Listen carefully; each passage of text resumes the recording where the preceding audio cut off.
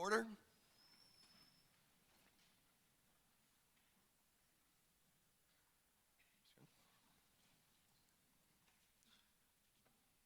Thank you, Mr. Chief Justice, Majority Leader McConnell, Democratic Leader Schumer, Senators. Thank you very much on behalf of all of us for your continued attention. Today we are going to complete our argument and finish our closing argument. We will complete that in a very efficient period of time. You understand the arguments that we've been making, and at the end of the day, the key conclusion, we believe the only conclusion based on the evidence and based on the articles of impeachment themselves and the Constitution, is that you must vote to acquit the president. At the end of the day, this is an effort to overturn the results of one election and to try to interfere in the coming election that begins today in Iowa. And we believe that the only proper result, if we're applying the golden rule of impeachment, if we're applying the rules of impeachment that were so eloquently stated by members of the Democratic Party the last time we were here, the only appropriate result here is to acquit the president and to leave it to the voters to choose their president. With that, I'll turn it over to Judge Ken Starr, and we'll move through a series of short presentations. Thank you.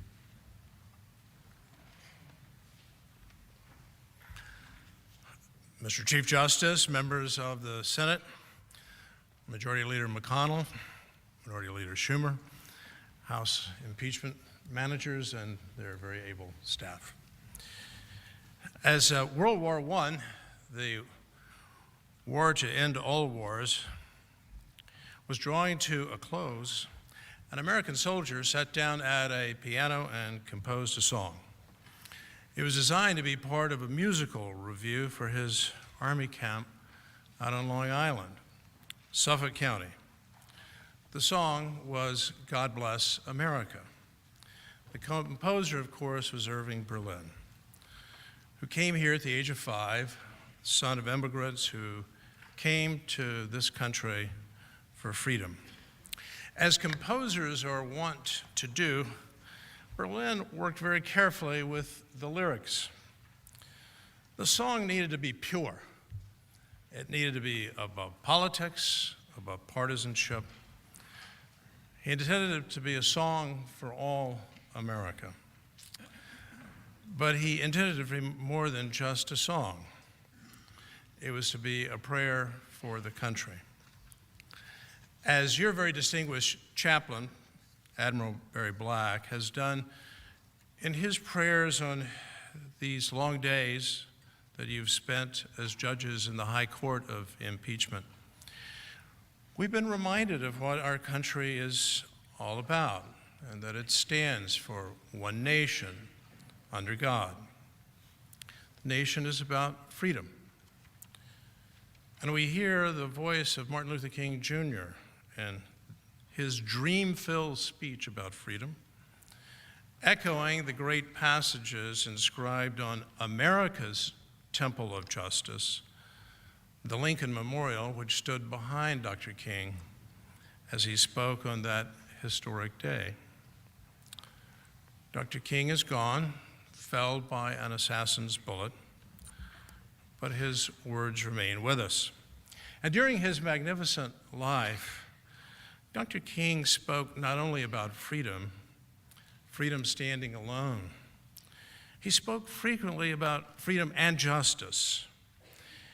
And in his speeches, he summed up regularly the words of a Unitarian abolitionist from the prior century, Theodore Parker, who referred to the moral arc of the universe, the long moral arc of the universe, points toward justice, freedom and justice.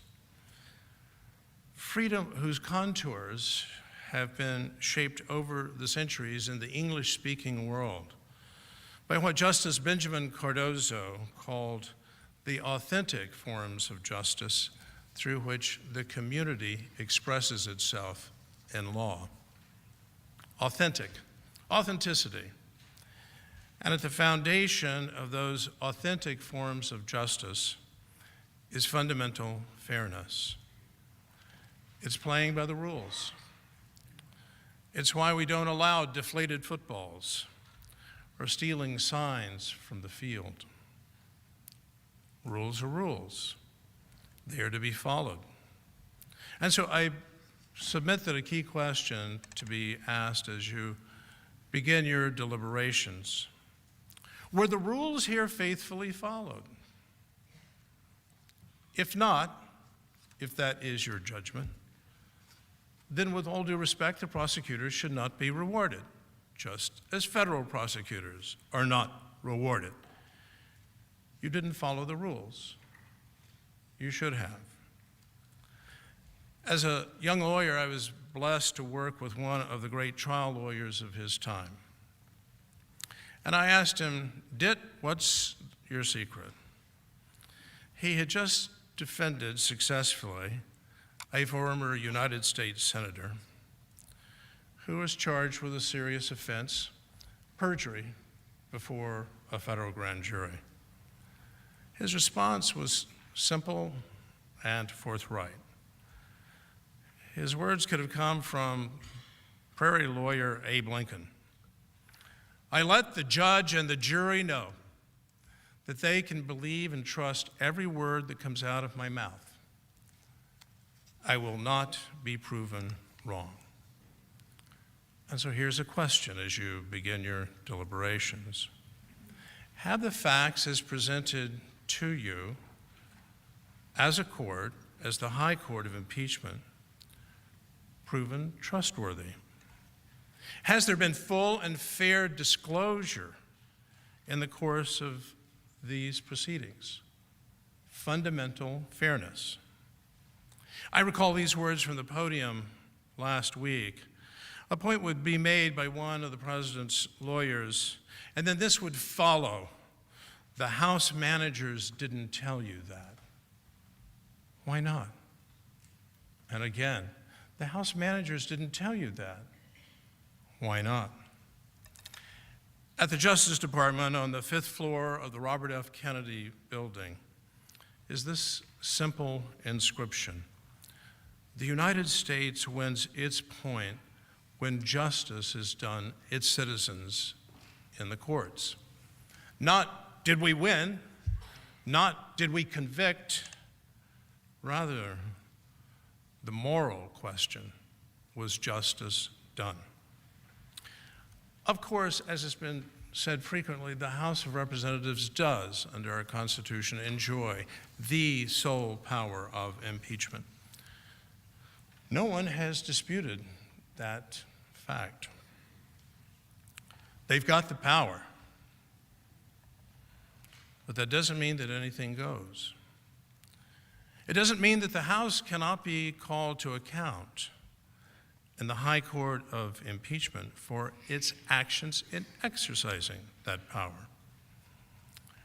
A question to be asked: are we to countenance violations of the rules and traditional procedures that have been followed scrupulously in prior impeachment proceedings? And the Judiciary Committee, the venerable Judiciary Committee of the House of Representatives, compare and contrast the thoroughness of that committee in the age of Nixon, its thoroughness in the age of Clinton, with all of its divisiveness, within the committee in this proceeding. A question to be asked: did the House Judiciary Committee rush to judgment in fashioning the articles of impeachment? Did it carefully gather the facts, assess the facts, before it concluded? We need nothing more than the panel of very distinguished professors and the splendid presentations by both the Majority Counsel and the Minority Counsel. We asked them questions. The Republicans asked them questions. We heard their answers. We're ready to vote. We're ready to try this case in the high court of impeachment. What was being said in the sounds of silence was this: we don't have time to follow the rules. We won't even allow the House Judiciary Minority members who have been besieging us time and again to have their day, just one day, to call their witnesses. Oh yes, that is expressly provided for in the rules. We'll break those rules. That's not liberty and justice for all. The great political scientist of yesteryear, Richard Neustadt of Columbia, observed that the power of the president is ultimately the power to persuade. Oh yes, the commander-in-chief, and yes, charged with the conduct and authority to guide the nation's foreign relations. But ultimately, it's the power to persuade. I suggest to you that so too, the House's sole power to impeach is likewise ultimately a power to persuade over in the House. A question to be asked. In the fast-track impeachment process in the House of Representatives, the House majority persuade the American people, not just partisans. Rather, did the House's case win over the overwhelming majority and consensus of the American people? The question fairly to be asked. Will I cast my vote to convict and remove the President of the United States when not a single member of the President's party, the party of Lincoln, was persuaded at any time in the process? In contrast, and when I was here last week, I noted for the record of these proceedings that in the Nixon impeachment, the House vote to authorize the impeachment inquiry was 410 to 4. In the Clinton impeachment, divisive, controversial, 31 Democrats voted in favor of the impeachment inquiry. Here, of course, and in sharp contrast, the answer is none. It is said that we live in highly and perhaps hopelessly partisan times. It is said that no one is open to persuasion anymore. They're getting their news entirely from their favorite media platform. And that platform of choice is fatally deterministic.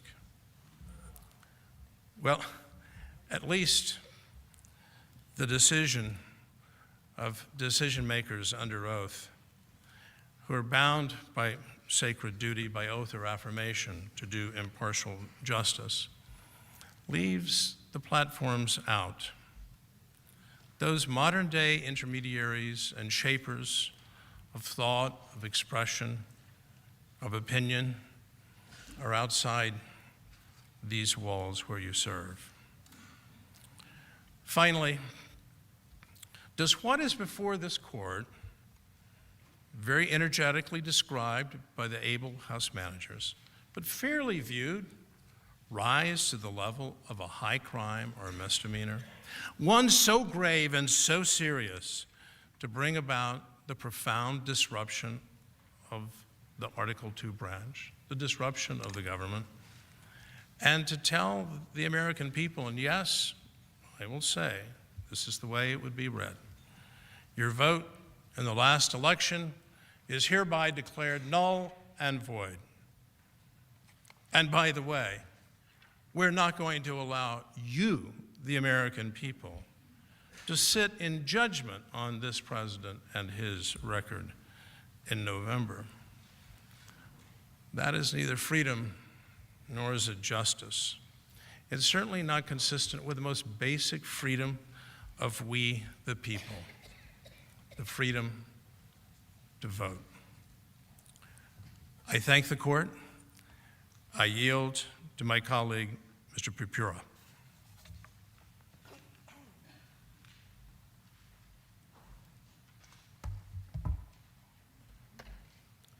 Mr. Chief Justice.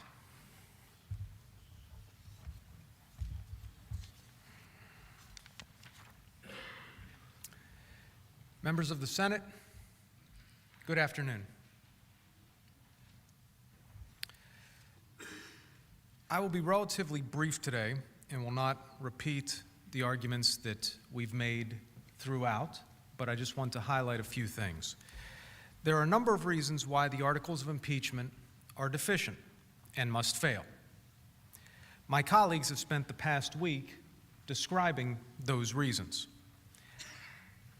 In my time today, I'd like to review just a few core facts, which again, remember, are all drawn from the record on which the president was impeached in the House and that the House managers brought to this body in support of the president's removal.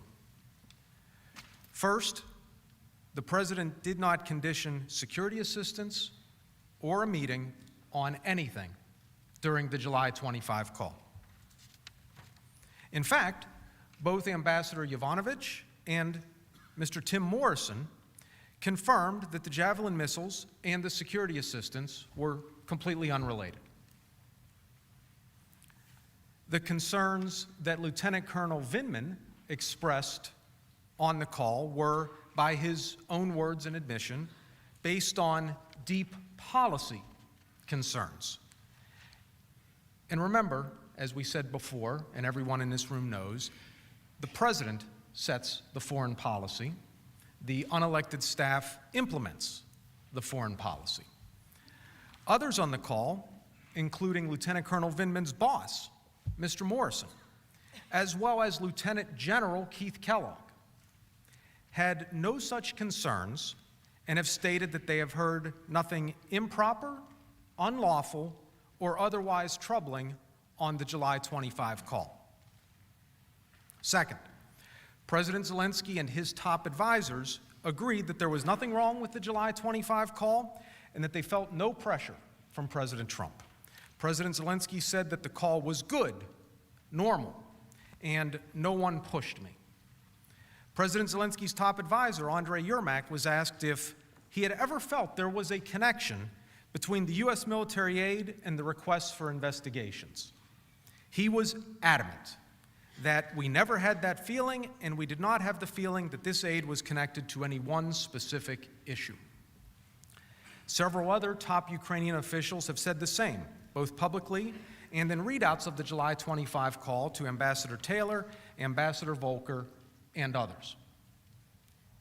Third, President Zelensky and the highest levels of the Ukrainian government did not learn of the pause until August 28, 2019, more than a month after the July 25 call between President Trump and President Zelensky. President Zelensky himself said, "I had no idea the military aid was held up. When I did find out, I raised it with Pence at a meeting in Warsaw," referring to the vice president. The meeting in Warsaw took place 3 days after the Politico article was published on September 1st, 2019. Mr. Yermak likewise said that President Zelensky and his key advisors learned of the pause only from the August 28 Politico article. And just last week, while we were in this trial, Alexander Daniluk, former chairman of Ukraine's National Security and Defense Council, said he first found out that the U.S. was withholding aid to Ukraine by reading Politico's article published August 28. Mr. Daniluk also said there was panic within the Zelensky administration when they found out about the hold from the Politico article, indicating that the highest levels of the administration were unaware of the pause until the article was published. And if that's not enough, Ambassador Volker, Ambassador Taylor, Deputy Assistant Secretary of State George Kent, and Mr. Morrison all also testified that the Ukrainians did not know about the security hold until the Politico article on August 28. And we showed you the text message from Mr. Yermak to Ambassador Volker just hours after the Politico article was published. You also remember all of the high-level bilateral meetings at which the Ukrainians did not bring up the pause in the security assistance because they did not know about it. When they did find out on August 28, they raised the issue at the very next meeting in Warsaw on September 1st. This is a really important point. As Ambassador Volker testified, if the Ukrainians didn't know about the pause, then there was no leverage implied. That's why the House managers have kept claiming and continue to claim throughout the trial that the high-level Ukrainians somehow knew about the pause before late August. That's inaccurate. We pointed out that Laura Cooper, on whom they rely, testified that she didn't really know what the emails she saw relating to security assistance were about. We told you that Catherine Croft, who worked for Ambassador Volker, couldn't remember the specifics of when she believed the Ukrainian embassy learned of the pause, and that she didn't remember when news of the pause became public. The House managers also mentioned Lieutenant Colonel Vindman, who claimed to have vague recollections of fielding unspecified queries about aid from Ukrainians in the mid-August timeframe. But Lieutenant Colonel Vindman ultimately agreed that the Ukrainians first learned about the hold on security assistance probably around when the first stories emerged in the open source. And former Deputy Foreign Minister Olena Zerkal's claim that she knew about the pause in July is inconsistent with statements by her boss, the then Foreign Minister of Ukraine, who said that he learned of the pause from a news article, of which the August 28 Politico article was the first, as well as those of all of the other top-level Ukrainian officials I've mentioned, the testimony of the top U.S. diplomats responsible for Ukraine, and the many intervening meetings at which the pause was not mentioned. Fourth, none of the House witnesses testified that President Trump ever said there was any linkage between security assistance and investigations. When Ambassador Sondland asked the president on approximately September 9, the president told him, "I want nothing. I want nothing. I want no quid pro quo." Before he asked the president, Ambassador Sondland presumed and told Ambassador Taylor and Mr. Morrison that there was a connection between the security assistance and the investigations. That was before he asked the president directly. Even earlier, on August 31, Senator Ron Johnson asked the president if there was any connection between security assistance and investigations. The president answered, "No way, I would never do that. Who told you that?" Undersecretary of State David Hale, Mr. Kent, and Ambassador Volker all testified that they were not aware of any connection whatsoever between security assistance and investigations. The House managers repeatedly point to a statement by Acting Chief of Staff Mick Mulvaney during an October press conference. When it became clear that the media was misinterpreting his comments or that he had simply misspoken, Mr. Mulvaney promptly, on the very day of the press conference, issued a written statement making clear that there was no quid pro quo. Here's his statement. "Let me be clear. There was absolutely no quid pro quo between Ukrainian military aid and any investigation into the 2016 election. The president never told me to withhold any money until the Ukrainians did anything related to the server. The only reasons we were holding the money was because of concern about lack of support from other nations and concerns over corruption." Accordingly, Mr. Mulvaney in no way confirmed a link between the paused security assistance and investigations. A garbled or misinterpreted statement or a mistaken statement that is promptly clarified on the same day as the original statement is not the kind of reliable evidence that would lead to the removal of the President of the United States from office. And in any event, Mr. Mulvaney also stated during the press conference itself that the money held up had absolutely nothing to do with Biden. Now, why does this all matter? I think Senator Romney really got to the heart of this issue on Thursday evening when he asked both parties whether there is any evidence that President Trump directed anyone to tell the Ukrainians that security assistance was being held up on the condition of an investigation into the Bidens. That was the question. There is no such evidence. Fifth, the security assistance was released when the president's concerns with burden sharing and corruption were addressed by a number of people, including some in this chamber today, without Ukraine ever announcing or undertaking any investigations. You have heard repeatedly that no one in the administration knew why the security assistance was paused. That's not true. Two of the House manager's own witnesses testified regarding the reason for the pause. As Mr. Morrison testified at a July meeting attended by officials throughout the executive branch agencies, the reason provided for the pause by a representative from the Office of Management and Budget was that the president was concerned about corruption in Ukraine, and he wanted to make sure that Ukraine was doing enough to manage that corruption. Further, according to Mark Sandy, Deputy Associate Director for National Security at the Office of Management and Budget, we had received requests for additional information on what other countries were contributing to Ukraine. We told you about the work that was being done to monitor and collect information about anti-corruption reforms in Ukraine and burden sharing during the summer pause. We told you about how, when President Zelensky asked Vice President Pence in Poland about the pause, Vice President Pence asked, according to Jennifer Williams, what the status of his reform efforts were that he could then convey back to the president, and also wanting to hear if there was more that European countries could do to support Ukraine. Mr. Morrison, who was actually at the Warsaw meeting, testified similarly that Vice President Pence delivered a message about anti-corruption and burden sharing. We told you about the September 11 call with President Trump, Senator Portman, and Vice President Pence. Mr. Morrison testified the entire process, culminating in the September 11 call, gave the president the confidence he needed to approve the release of the security sector assistance, all without any investigations being announced. Now, I've focused so far on the House manager's allegation that there was a quid pro quo for the security assistance. Let me turn very briefly to the claim that a presidential meeting was also conditioned on investigations. Remember, by the end of the July 25 call, President Trump had personally invited President Zelensky to meet 3 times, twice by phone, once in a letter, without any preconditions. You heard that the White House was working behind the scenes to schedule the meeting and how difficult scheduling those meetings can be.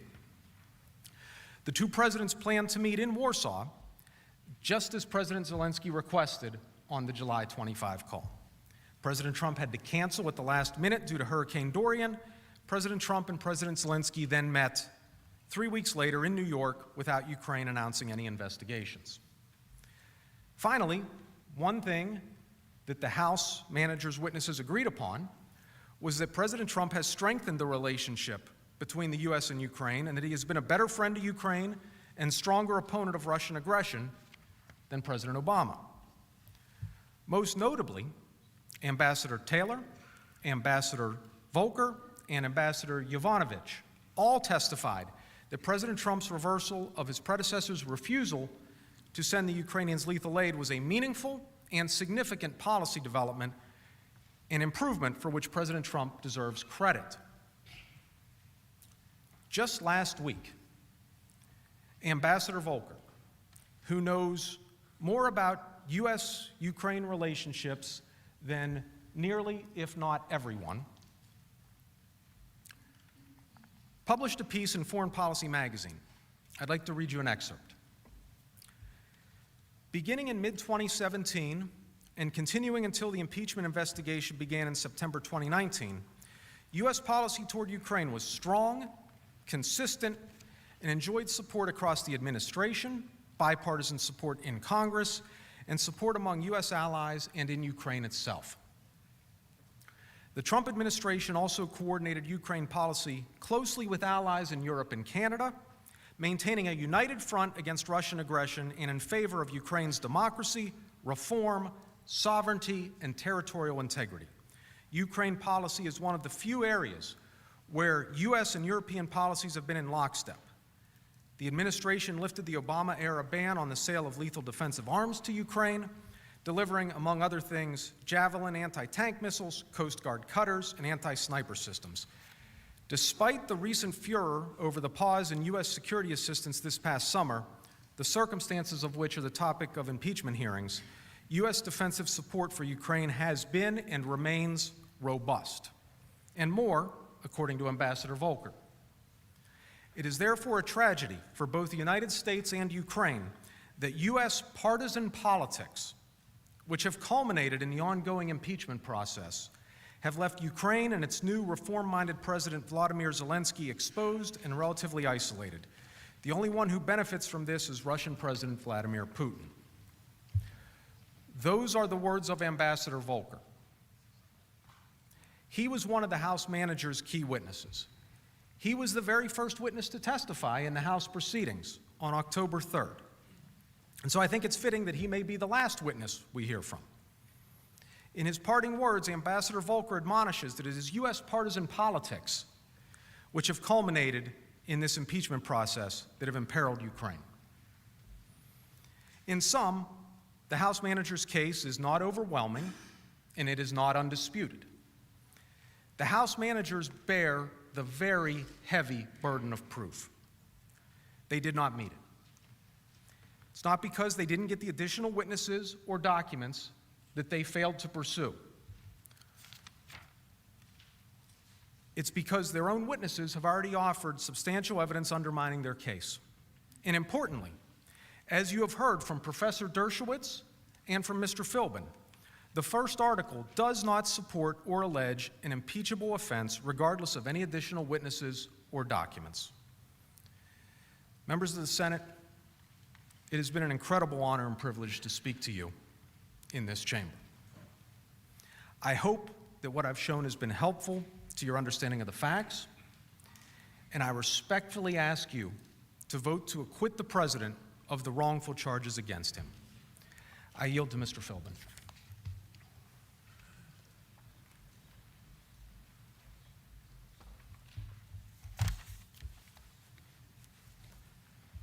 Mr. Chief Justice, members of the Senate, we've heard repeatedly throughout the past week and a half or so that the President is not above the law.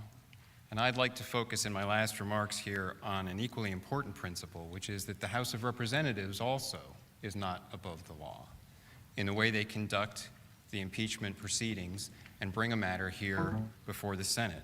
Because in very significant and important respects, they didn't follow the law. From the outset, they began an impeachment inquiry here without a vote from the House, and therefore without lawful authority delegated to any committees to begin an impeachment inquiry against the President of the United States. That was unprecedented in our history. The Speaker of the House does not have authority by holding a press conference to delegate the sole power of impeachment from the House to a committee. And the result was 23 totally unauthorized and invalid subpoenas were issued as a beginning of this impeachment inquiry. After that, the House violated every principle of due process and fundamental fairness in the way the hearings were conducted. And we've been through that. I'm not going to go through the details again. But it's significant because denying the President the ability to be present through counsel, to cross-examine witnesses, and to present evidence fundamentally skewed the proceedings in the House of Representatives. It left the President without the ability to have a fair proceeding, and it reflected the fact that those proceedings were not truly designed as a search for truth. We have procedural protections. We have the right of cross-examination as a mechanism for getting to the facts, and that was not present in the House of Representatives.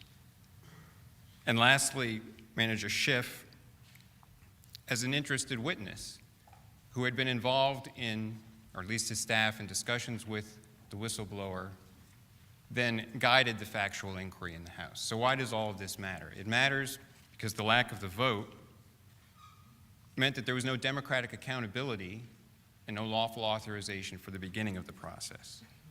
It meant that there were procedural defects that produced a record that this chamber can't rely on for any conclusion other than to reject the articles of impeachment and to acquit the President. And it mattered because the President, in response to these violations of the President's rights and to the failure to follow proper procedure, failure to follow the law, has rights of his own, rights of the executive branch to be asserted. And that's the President's response to the invalid subpoenas was that they're invalid and we're not going to comply with them. And the president asserted other rights of the executive branch. When there were subpoenas for his senior advisors to come and testify, along with virtually every president since Nixon, he asserted the principle of immunity of his senior advisors, that they could not be called to testify. And the president asserted the defects in subpoenas that called for executive branch officials to testify without the presence of agency counsel. All established principles that have been asserted before. Now, what do the House managers say in response? They accuse the president in their second article of impeachment, trying to assert obstruction, that this was unprecedented response, an unprecedented refusal to cooperate. It was unprecedented that 23 subpoenas were issued in a presidential impeachment inquiry without valid authorization from the House. The president's response was to a totally unprecedented attempt by the House to do that which it had no authority to do.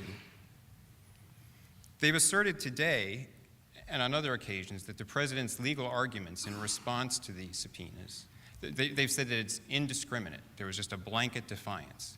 I think I've shown that that wasn't true. There were 3 very specific legal rationales provided by the executive branch as to different defects in different subpoenas. And there were letters explaining those defects. But there was no attempt by the House to attempt an accommodations process, even though the White House offered to engage in an accommodations process. There was no attempt by the House to use other mechanisms to resolve the differences with the executive branch. It was just straight to impeachment. Now, they've asserted today and on other occasions that the president's counsel, that I and my colleagues have made bad faith legal arguments that are just window dressing. Now, in an ordinary court of law, one doesn't accuse opposing counsel of making bad faith arguments lightly. And if you make that accusation, it has to be backed up with analysis. But there hasn't been analysis here. There's just been accusation. When the president asserts the immunity of his senior advisors, that's a principle that's been asserted by virtually every president since Nixon. And let me read you what Attorney General Janet Reno, during the Clinton administration, said about this exact immunity. She said that immediate advisors to the president are immune from being compelled to testify before Congress, and that, quote, the immunity such advisors enjoy from testimonial compulsion by a congressional committee is absolute and may not be overborne by competing congressional interests, end quote. And she went on to say, quote, compelling one of the president's immediate advisors to testify on a matter of executive decision-making would raise serious constitutional problems no matter what the assertion of congressional need, end quote. Was that bad faith? Was Attorney General Reno asserting that principle in bad faith? And President Clinton? President Obama asserted the same principle for his senior political advisor. Was that bad faith? Of course not. These are principles defending the separation of powers that presidents have asserted for decades. President Trump was defending the institutional interests of the office of the presidency and asserting the same principles here. That is vital for the continued operation of the separation of powers. Now, House managers have also said that once the president asserted these defects in their subpoenas and resisted them, they had no time to do anything else. They had to just go straight to impeachment. They couldn't accommodate, they couldn't go through a contempt process, they couldn't litigate. But the idea that there is no time for dealing with that friction with the executive branch is really antithetical to the proper functioning of the separation of powers. It goes against part of the way the separation of powers is supposed to work. That interbranch friction is meant to take time to resolve. It's meant to slow things down and to be somewhat difficult to work through and to force the branches to work together to accommodate the interests of each branch, not just to jump to the conclusion that, well, we have no time for that, we have to assert absolute authority on one side of the equation. And this is something that Justice Brandeis pointed out in a famous dissent in Myers versus the United States, but has since been cited many times by the court majority. He said, quote, the doctrine of the separation of powers was adopted by the Convention of 1787 not to promote efficiency. So he's saying not to make government move quickly, but to preclude the exercise of arbitrary power. The purpose was not to avoid friction, but by means of the inevitable friction incident to the distribution of the governmental powers among the departments, to save the people from autocracy. That is a vitally important principle, that the friction between the branches, even if it means taking longer, even if it means not jumping straight to impeachment, is part of the constitutional design. And it's required to force the branches to determine incrementally where their interests lie, to resolve disputes incrementally, and not to jump straight to the ultimate nuclear weapon of the Constitution. We've also heard from the House managers that everything the president did here, asserting prerogatives of his office, asserting principles of immunity, must be wrong, must be rejected, because only the guilty will assert a privilege. Only the guilty won't allow evidence. That is definitely not a principle of American jurisprudence. It's antithetical to fundamental principles of our system of laws. As we pointed out in our trial memorandum in Border-Kircher versus Hayes and in other decisions, the Supreme Court has made clear that the very idea of punishing someone for asserting rights or privileges, or suggesting that asserting the right or privilege is evidence of guilt, is contrary to basic principles of due process. And it takes on an even more malignant tenor to it when that principle is asserted in the context of a dispute between the branches relating to the boundaries of their relative powers. Because what the House is essentially asserting in this case is that any assertion of the prerogatives of the office of the president, any attempt to maintain the principles of separation of powers, of executive confidentiality that have been asserted by past presidents, can be treated by the House as evidence of guilt. And here, their entire second article of impeachment is structured on the assumption that the House can treat the assertion of principles grounded in the separation of powers as an impeachable offense. I mean, boiled down to its essence, it is an assertion that defending the separation of powers, if the president does it in a way that they don't like, in a time that they don't like, can be treated as an impeachable offense. And that's an incredibly dangerous assertion, because if it were accepted, it would fundamentally alter the balance between the different branches of our government. It would suggest, and Professor Turley explained this, Professor Dershowitz explained it here, that if Congress makes a demand on the executive and the executive resists, based on separation of powers principles that past presidents have asserted, Congress can nonetheless say, we've decided to proceed by impeachment. We have the sole power, and this is the principle they assert in the House Judiciary Committee report. We have the sole power of impeachment. That means we are the sole judge of our own actions. There's no need for accommodation. There's no need for the courts. We will determine that any resistance you provide is itself impeachable.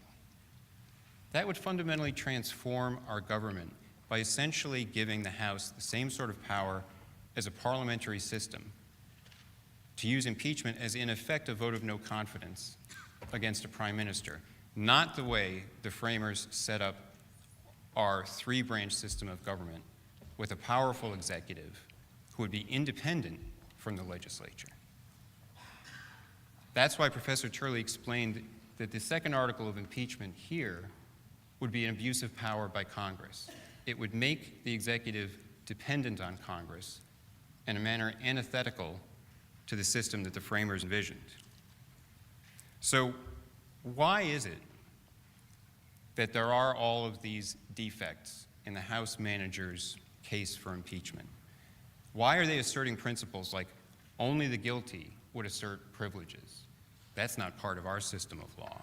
Why are they asserting that if the executive resists, the House has the sole power to determine the boundaries of its own power in relation to the executive? Also not something that is in our system of jurisprudence. I think it's because, and why why the lack of due process in the proceedings below. I think, as we've explained, it's because this was a purely partisan impeachment from the start. It was purely partisan and purely political. And that's something that the framers foresaw. And I'll point to one passage from Federalist number 65. A number of different passages from that have been cited over the course of the past week. But I don't think this one has. It's just after Hamilton points out, he warns that an impeachment in the House could be the result of persecution of an intemperate or designing majority in the House of Representatives. And then he goes on. Though this latter supposition may seem harsh and might not likely often to be verified, yet it ought not to be forgotten that the demon of faction will, at certain seasons, extend his scepter over all numerous bodies of men. Now that's very 18th century language. We don't talk about demons extending their scepter over men, but it's prescient nonetheless. We might not be comfortable with the terms, but it's accurate for what can happen. And that is what's happened in this impeachment. This was a purely partisan political process. It was opposed bipartisanly in the House. It was done by a process that was not designed to persuade anyone or to get to the truth or to provide process and abide by past precedents.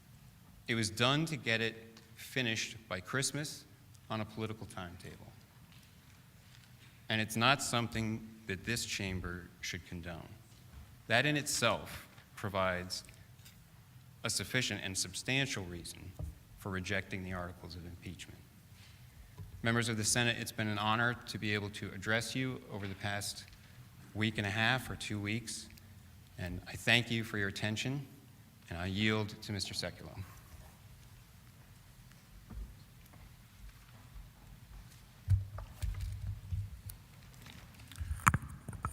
Mr. Chief Justice, Majority Leader McConnell, Democratic Leader Schumer, House Managers. I want to join my colleagues in thanking you for your patience over these 2 weeks. I want to focus on one last point. We believe that we have established overwhelmingly that both articles of impeachment fail to allege impeachable offenses and that, therefore, both Articles 1 and 2 must fail. This entire campaign of impeachment that started from the very first day that the president was inaugurated was a partisan one, and it should never happen again.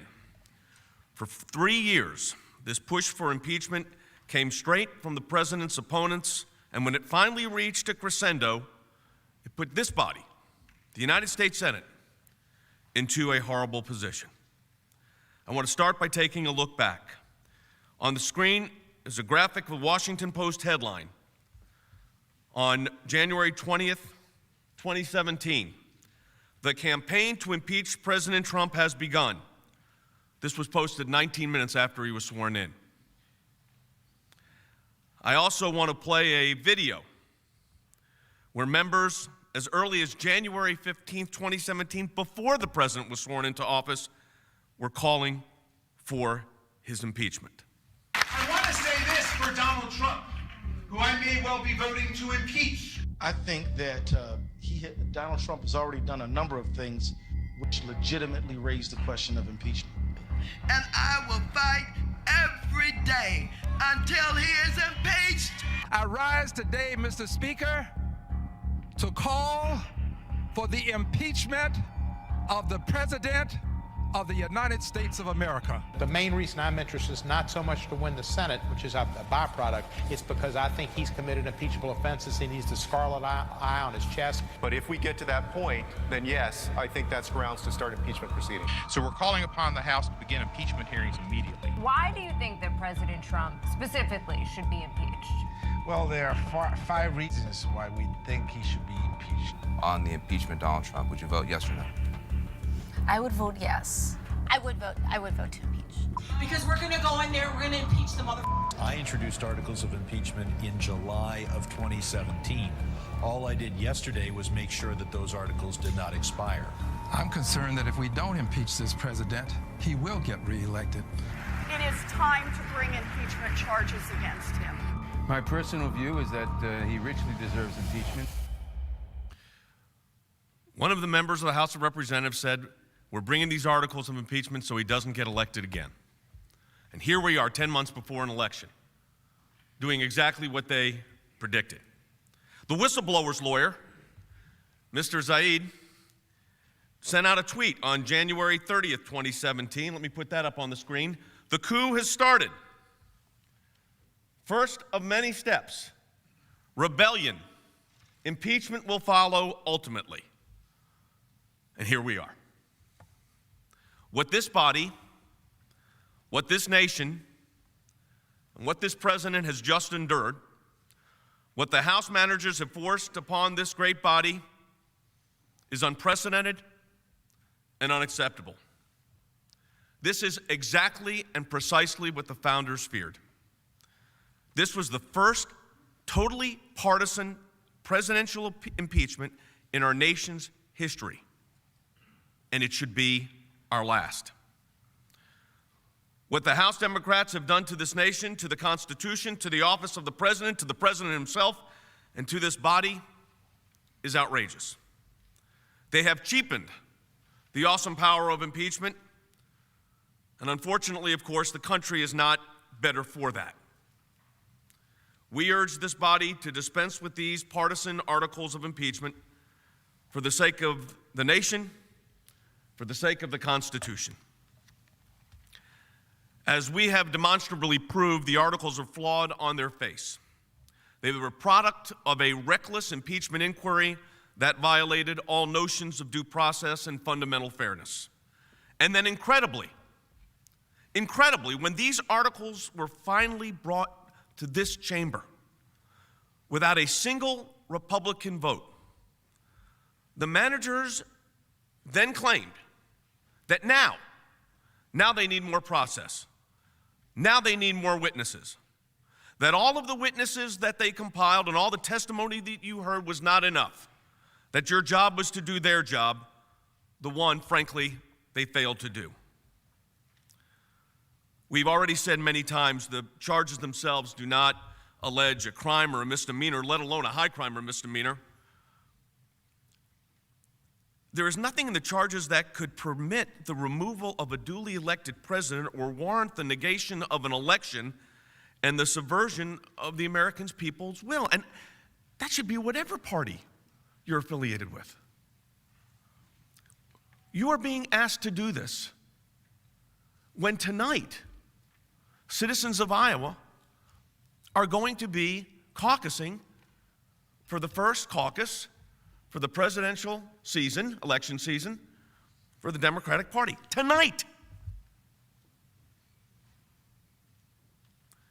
I think there's one thing that's clear. The president has had a concern about other countries carrying their fair share of burdens of financial aid.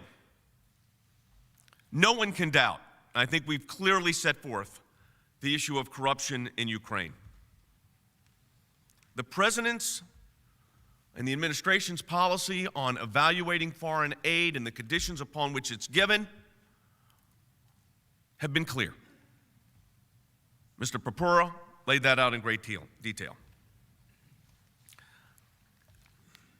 The bottom line is that the president's opponents don't like the president, and they really don't like his policies. They objected to the fact that the president chose not to rely each and every time on the advice of some of his subordinates, even though he, not those unelected bureaucrats who work for him, were elected to office. The president, under our constitutional structure, is the one who decides our nation's foreign policy. Here is a perfect example. The House managers brought this up frequently. Lieutenant Colonel Vindman.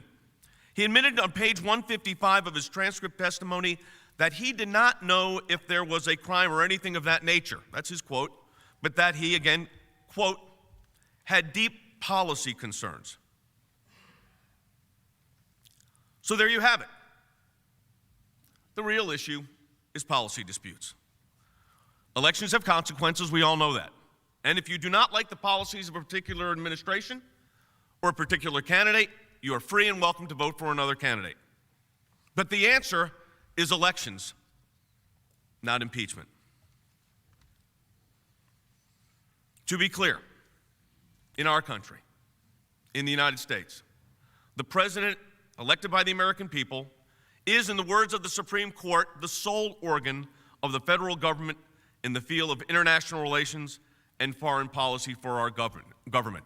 No unelected bureaucrats, not unhappy members of the House of Representatives.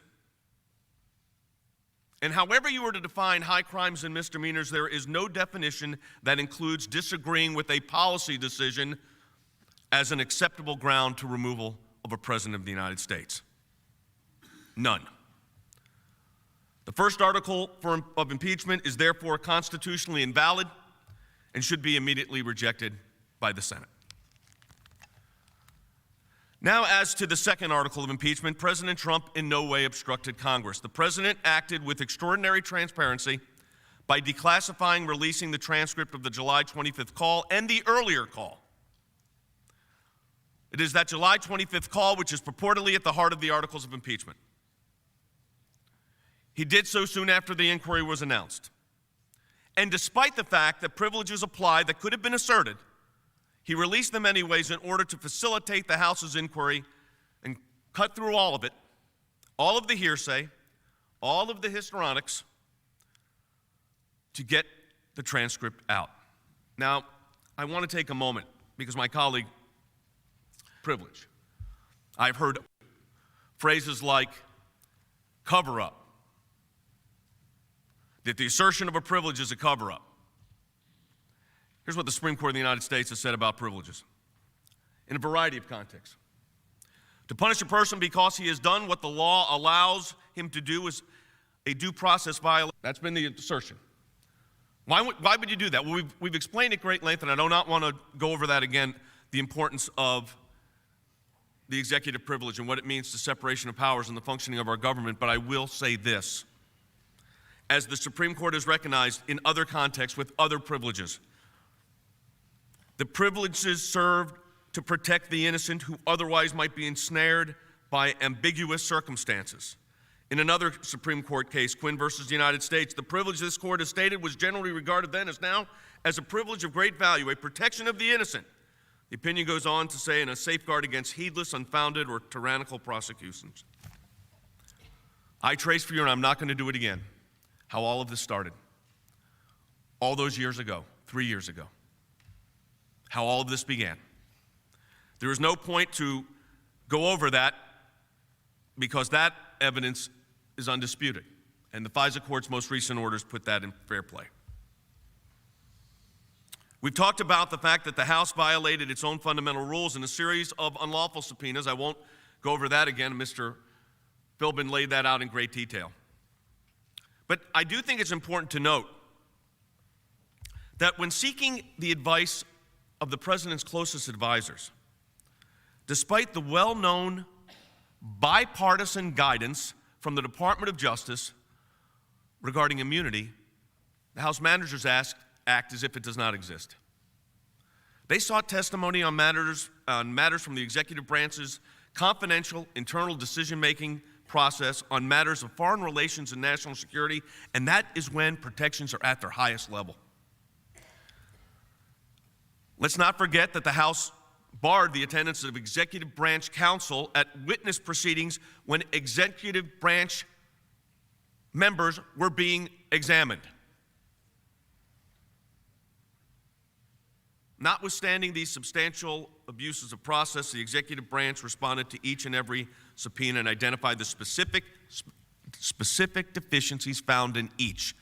You cannot just remove constitutional violations by saying you didn't comply. You've heard that one recipient of a subpoena, and this is, in fact, we've talked about it a number of times, but I think as we wrap up, I think it's worth saying again, one subpoena recipient did seek a declaratory judgment as to the validity of the subpoena that he had received. It was set up to go to court. A judge was going to make a decision. The House withdrew the subpoena and mooted the recipient's case before the court could rule. Now, was it because they didn't like the judge that was selected? Was it because they didn't like the way the ruling was going to go? Was it they didn't mean to have that witness in the first place? Whatever the reason, there is one undisputed fact. As the case was in court, they mooted it out by removing the subpoena. The assertion of valid constitutional privileges cannot be an impeachable offense. And that's what Article 2 is based on, the obstruction of Congress. For the sake of the Constitution, for the sake of the office of the President, this body must stand as a steady bulwark against this reckless and dangerous proposition. It doesn't just affect this president. It affects every man or woman who occupies that high office. So as we said with the first article of impeachment, we believe the second article of impeachment is invalid. It should also be rejected. In passing the first article of impeachment, the House attempted to usurp the president's constitutional power to determine policy, especially foreign policy. In passing the second article of impeachment, the House attempted to control the constitutional privileges and immunities of the executive branch. All of this while simultaneously disrespecting the framer's system of checks and balances, which designates the judicial branch as the arbiter of interbranch disputes. By approving both articles, the House of Representatives violated our constitutional order, illegally abused their power of impeachment in order to obstruct the president's ability to faithfully execute the duties of his office. These articles fail on their face as they do not meet the constitutional standard for impeachable offenses. No amount of testimony could change that fact. We've already discussed some of the specifics. I think Alexander Hamilton's been quoted a lot, and there's a reason.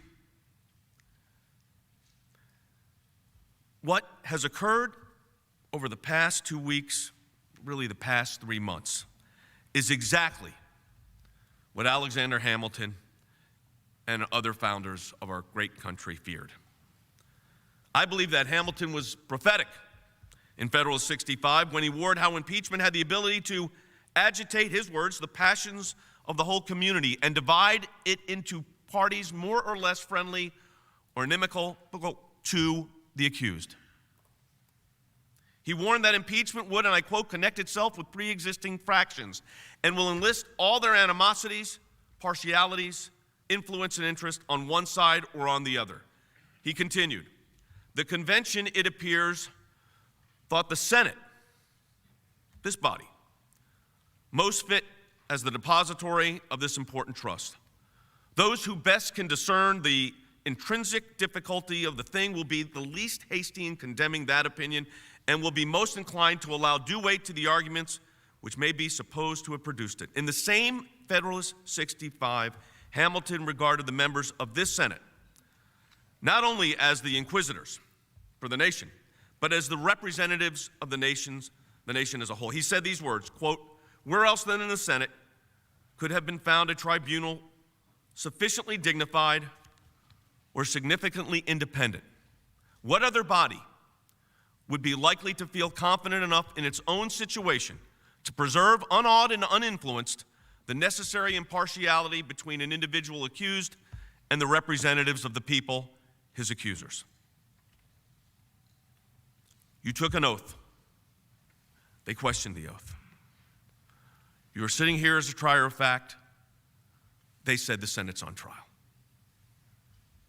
Based on all of the presentations that we've made in our trial brief and the arguments that we've put forward today, again, we believe both articles should be immediately rejected. Now, our nation's representatives holding office in this great body must unite today to protect our Constitution and separation of powers. And you know, there was a time not that long ago, even within this administration, where bipartisan agreements could be reached to serve the interests of the American people. Take a listen to this. Take a look. And today we had a beautiful bipartisan moment where Democrats and Republicans are working together to keep that fentanyl out of our country, to use these devices to accomplish that goal. It's not perfect. We need to do a lot more. But today was a very good step, and I want to praise all of the people, Democrats and Republicans and the President, for working together on this bill. As has been said, and we can see by the people assembled here, if we work together in a bipartisan way, we can get things done. And this is a place where we can all agree that we've got to do more and where we can work together. So I applaud everyone's efforts. We are proudly joined today by so many members of Congress, Republicans, Democrats, who worked very, very hard on this bill. This was really an effort of everybody. It was a bipartisan success, something you don't hear too much about, but I think you will be. I actually believe we maybe will be over the coming period of time. I hope so. I think so. It's so good for the country. Thank everybody. This was incredible bipartisan support. We passed this in the Senate 87 to 12. That's unheard of. And then in the House, we passed it 358 to 36. Be here to help celebrate your signing this next step in this critical Women's Growth and Prosperity and Development Initiative. It dovetails nicely with the BUILD Act, bipartisan bill you signed into law, with the WE Act, which recognizes this as a critical strategy. So I think this is a tremendous initiative. Thank you, Mr. President. Thank you very much. I appreciate it. This is what the American people expect. I simply ask this body to stand firm today. Protect the integrity of the United States Senate. Stand firm today and protect the office of the President. Stand firm today and protect the Constitution. Stand firm today and protect the will of the American people and their vote. Stand firm today and protect our nation. And I ask that this partisan impeachment come to an end, to restore our constitutional balance.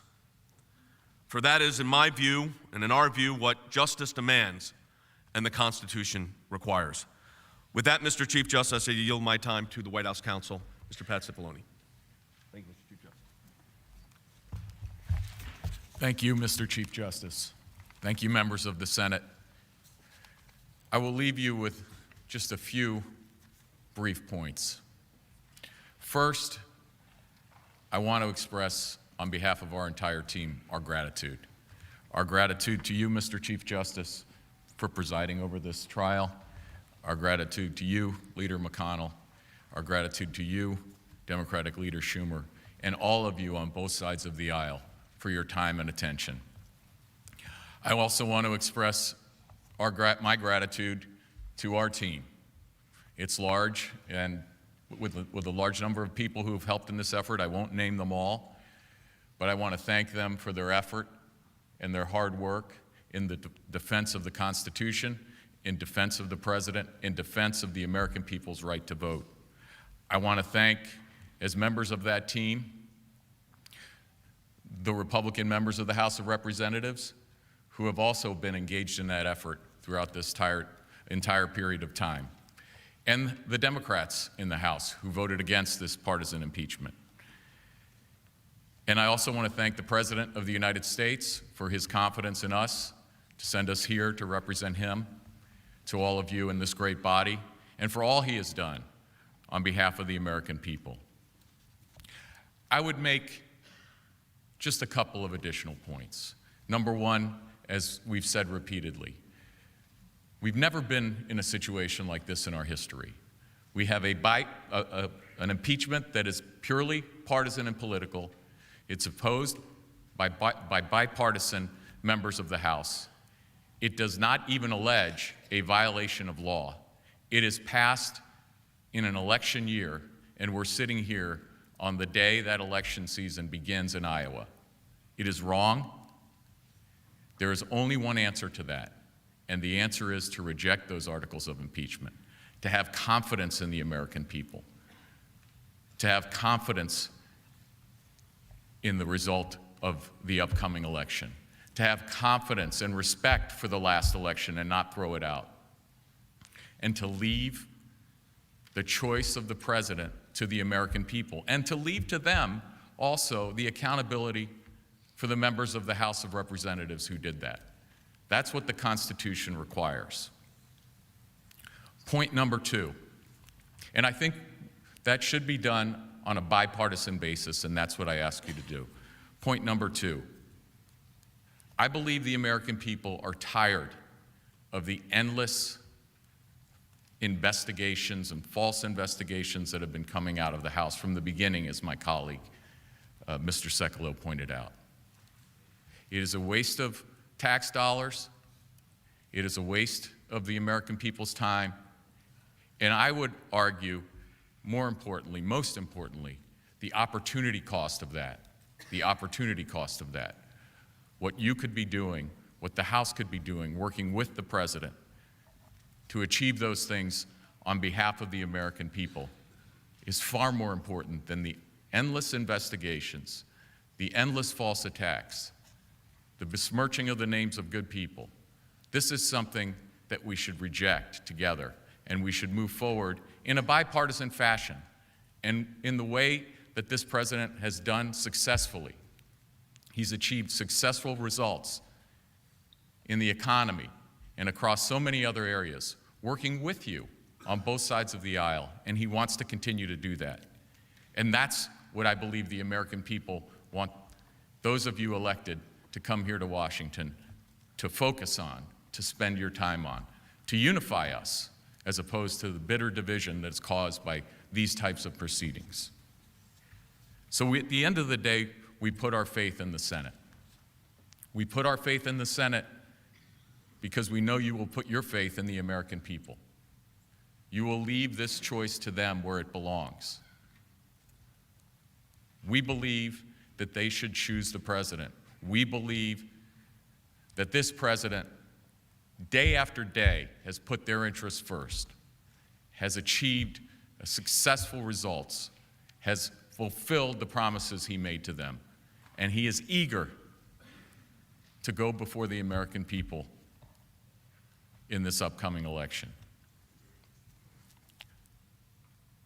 At the end of the day, that is the only result. It is a result, I believe, guided by your wise words from the past, that we can together end the era of impeachment, that we can together put faith in the American people, put faith in their wisdom, put faith in their judgment.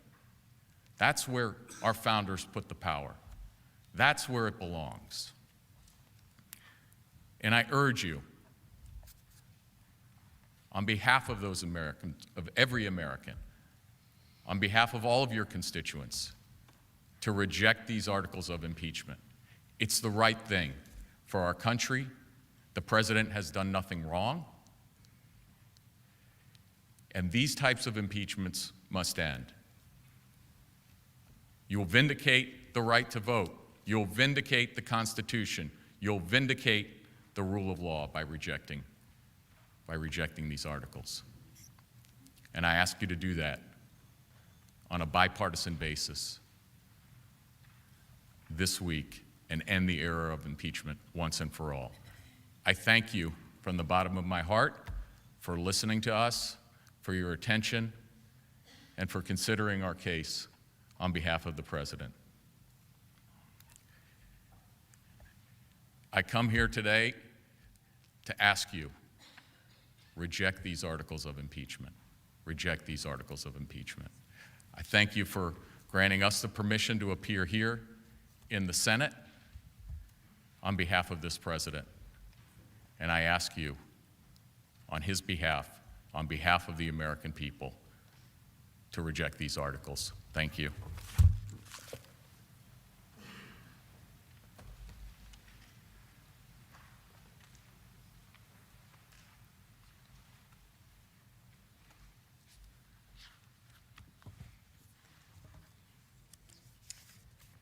Mr. Chief Justice and Senators, it's a problem that here at the end of the trial, the president's lawyers still dispute the meaning of high crimes and misdemeanors. Some say it requires an ordinary crime, or that if the president misbehaves when he thinks it's good for the country, it's okay. Neither is correct. We need to clear this up by looking at what the founders said. When the founders created the presidency, they gave the president great power. They'd just been through a war to get rid of a king with too much power, and they needed a check on the great power given to the president. It was late in the Constitutional Convention that they turned to the impeachment clause. Madison argued in favor of impeachment. He said it was indispensable. Mason asked, quote, "Shall any man be above justice? Above all, shall that man be above it who can commit the most extensive injustice?" Randolph defended the propriety of impeachment since, quote, "the executive will have great opportunity of abusing his power." Now, the original draft of the Constitution provided for impeachment only for treason or bribery. Mason asked, quote, "Why is the provision restrained to treason and bribery only? Treason, as defined in the Constitution, will not reach many great and dangerous offenses." And he added, "Hastings is not guilty of treason.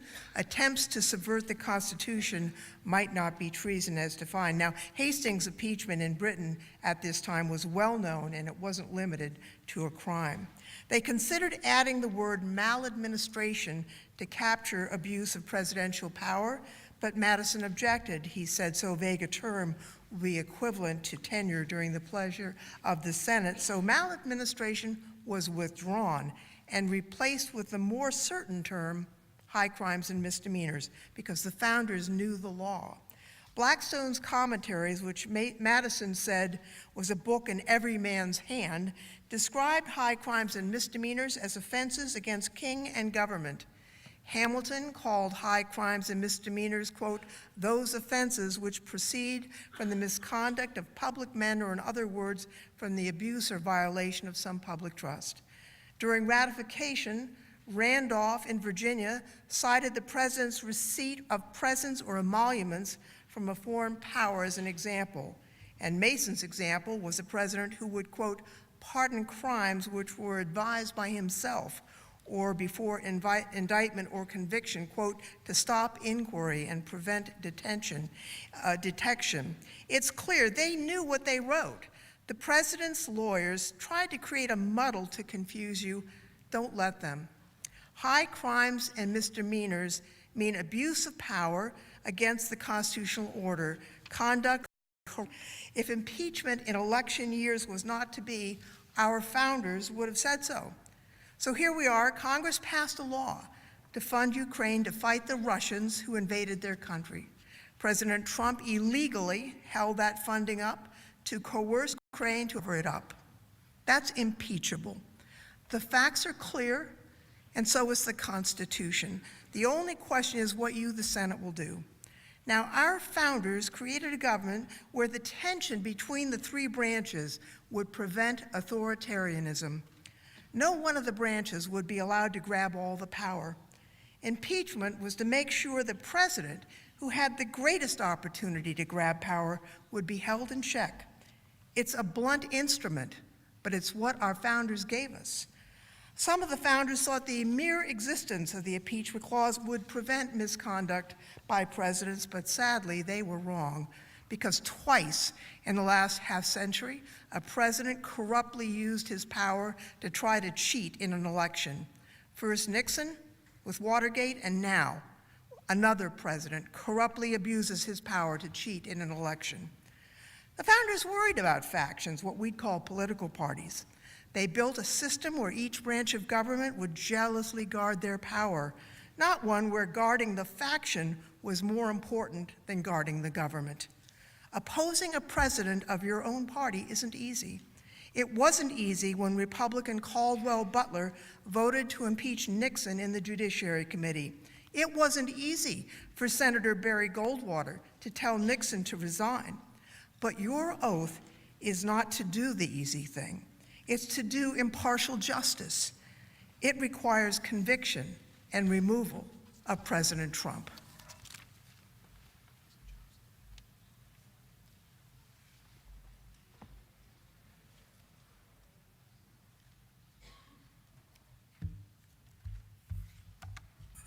Mr. Chief Justice, Counsel for the President, Senators. Since I was a little girl and started going to church, I've been inspired by the words in Scripture. Whatever you did for one of these least of my brothers, you did for me. We're called to always look out for the most vulnerable. Sometimes fighting for the most vulnerable means holding the most powerful accountable. And that's what we are here to do today. The American people will have to live with the decisions made in this chamber. In fact, senators, I believe that the decision in this case will affect the strength of democracies around the world. Democracy is a gift that each generation gives to the next one. If we say that this president can put his own interests above all else, even when lives are at stake, then we give our nation's children a weaker democracy than we inherited from those that came before us. The next generation deserves better. They are counting on us. I'm a Catholic, and my faith teaches me that we all need forgiveness. I have given this president the benefit of the doubt from the beginning.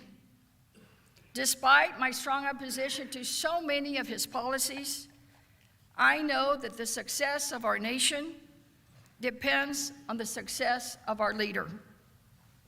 But he has let us down. Senators, we know what the president did and why he did it. This fact is seriously not in doubt. Senators on both sides of the aisle have said as much. The question for you now is, does it warrant removal from office?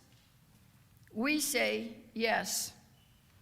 We cannot simply hope that this president will realize that he has done wrong or inappropriate and hope that he does better.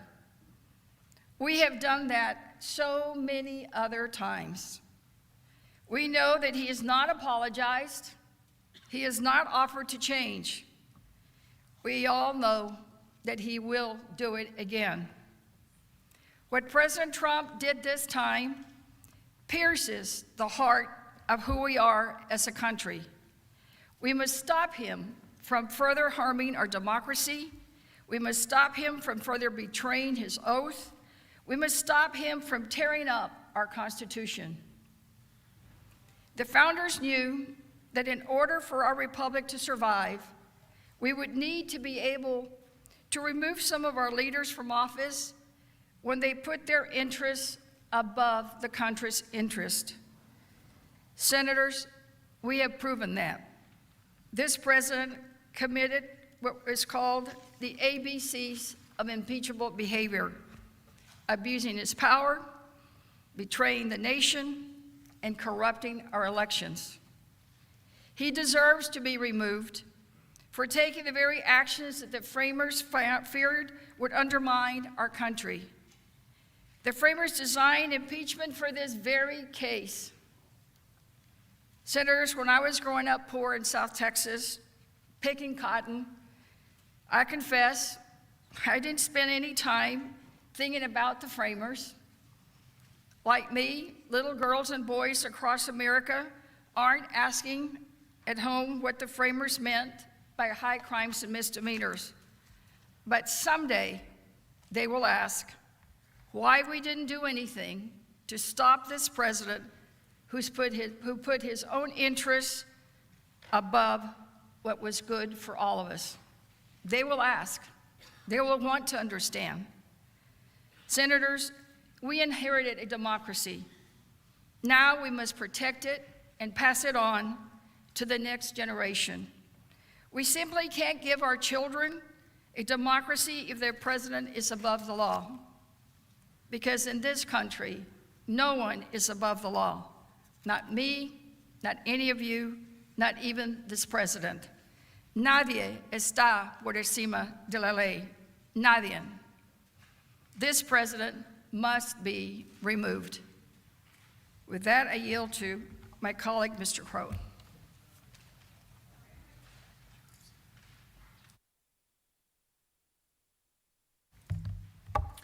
Mr. Chief Justice, members of the Senate, 2 weeks ago, we started this trial promising to show you that the president withheld $391 million of foreign military aid to coerce an ally at war to help him win the 2020 election. And by many of your own admissions, we succeeded in showing you that, because the facts still matter.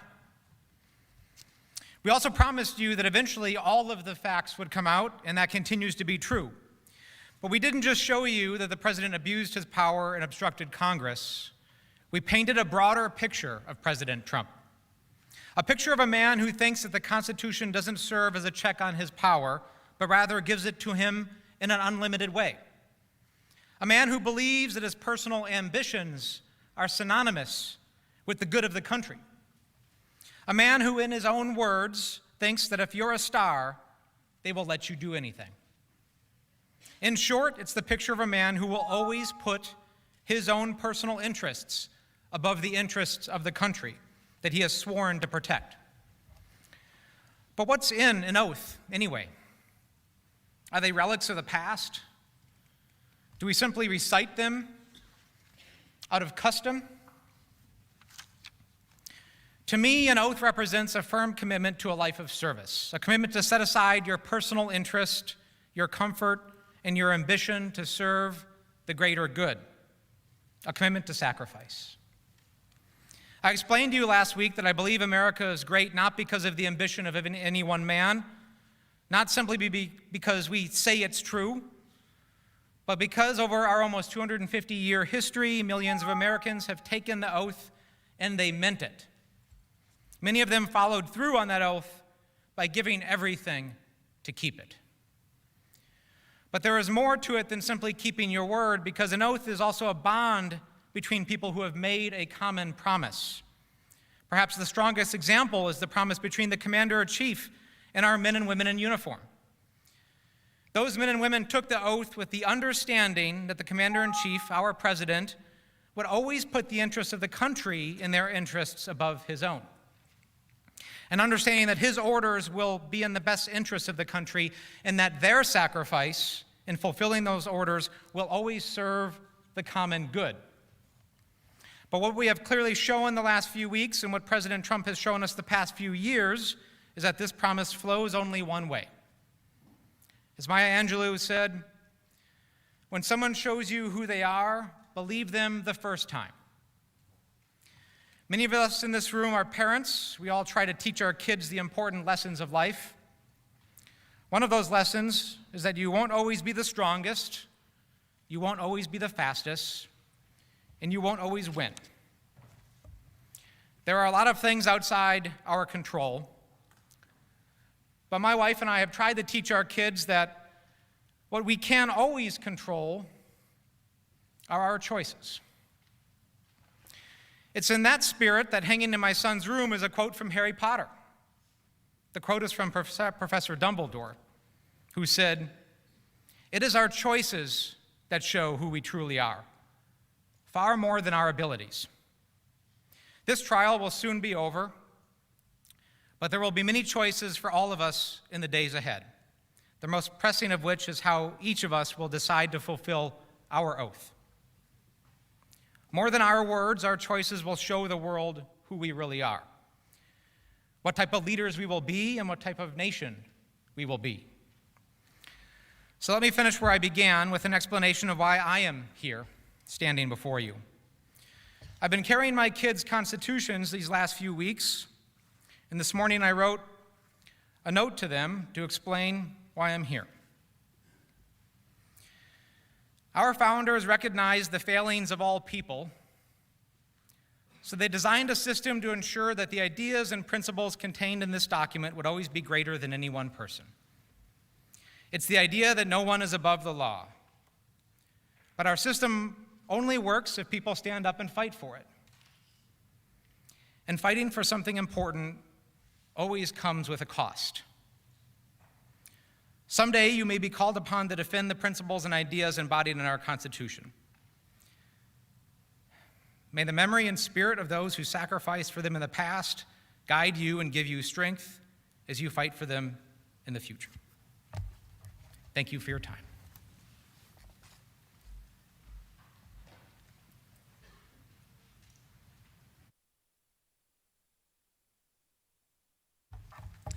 Mr. Chief Justice, Senators, and Counsel for the President, this is a defining moment in our history and a challenging time for our nation.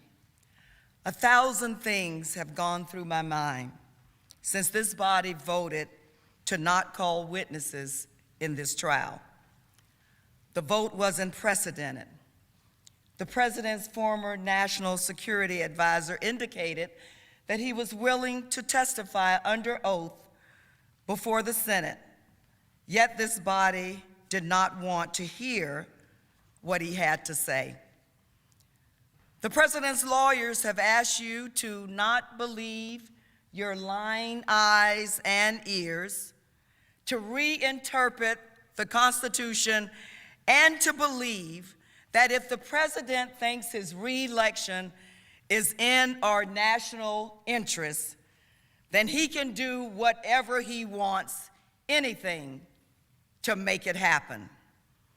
And that's exactly what he was attempting to do, anything, when he illegally held much-needed military aid while pressuring Ukraine's president to announce bogus investigations into his most feared political rival. This trial is about abuse of power, obstruction, breaking the law, and our system of checks and balances. And since we are talking about the President of the United States, this trial is also most certainly about character. I'm reminded today, Senators, of my own father. He worked more than one job. He didn't have a famous last name. His name appeared on no buildings. But my father was rich in something no money and apparently no powerful position can buy. You see, my father was a man who was decent, honest, a man of integrity. And he was a man of good moral character. The President's lawyer never spoke about the President's character during this trial, and I find that quite telling. I joined the police department because I wanted to make a difference, and I believe I did. As a police chief, I was always concerned about the message we were sending inside the agency, especially to young recruits, especially to newly hired, dedicated police officers. We had to be careful about just how we were defining what was acceptable and unacceptable behavior inside the department and out in the community. Yes, people make mistakes. Yes, individuals make mistakes, but we had to be clear about the culture inside the organization. And we had to send a strong message that the police department was not a place where corruption could reside, where corruption was normalized, and where corruption was covered up.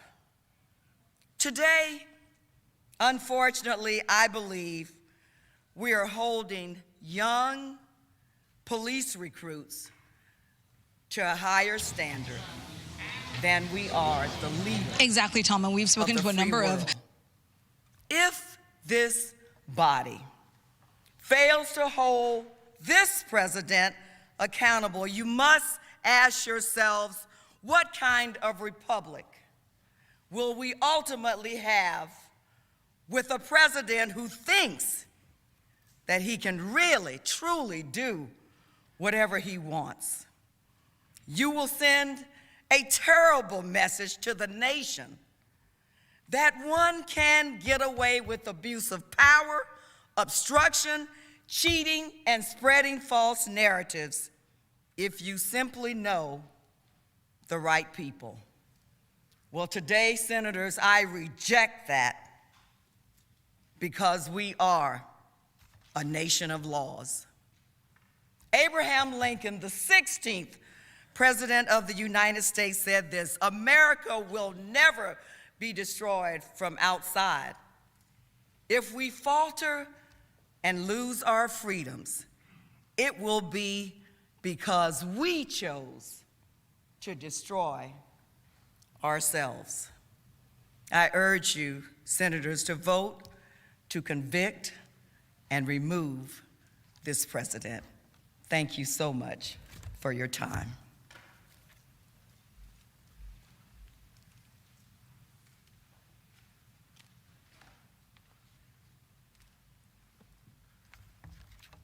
Mr. Chief Justice, distinguished members of the Senate, President's Council, I mentioned on the floor last week that Alexander Hamilton has played a starring role during this impeachment trial, but Ben Franklin has only made a cameo appearance. But that cameo appearance was an important one. When he made the observation in the aftermath of that convention in 1787, that the framers of the Constitution had created a republic if you can keep it. Why would Dr. Franklin express ambiguity about the future of America during such a triumphant moment? Perhaps it was because the system of government that was created at that convention, checks and balances, separate and co-equal branches of government, the independent judiciary, the free and fair press, the preeminence of the rule of law, all of those values, all of those ideas, all of those institutions had never before been put together in one form of government. So perhaps it was uncertain as to whether America could sustain it. But part of the brilliance of our great country is that year after year, decade after decade, century after century, we've held this democracy thing together. But now, all of those ideas, all of those values, all of those institutions are under assault, not from without, but from within. We've created a republic if you can keep it. House managers have proven our case against President Trump with a mountain of evidence. President Trump tried to cheat, he got caught, and then he worked hard to cover it up. President Trump corruptly abused his power. President Trump obstructed a congressionally and constitutionally required impeachment inquiry with blanket defiance. President Trump solicited foreign interference in an American election and shredded the very fabric of our democracy. House managers have proven our case against President Trump with a mountain of evidence. If the Senate chooses to acquit under these circumstances, then America is in the wilderness. If the Senate chooses to normalize lawlessness, if the Senate chooses to normalize corruption, if the Senate chooses to normalize presidential abuse of power, then America is in the wilderness. If the Senate chooses to acquit President Trump without issuing a single subpoena, without interviewing a single witness, without reviewing a single new document, then America is truly in the wilderness. But all is not lost. Even at this late hour, the Senate can still do the right thing. America is watching. The world is watching. The eyes of history are watching.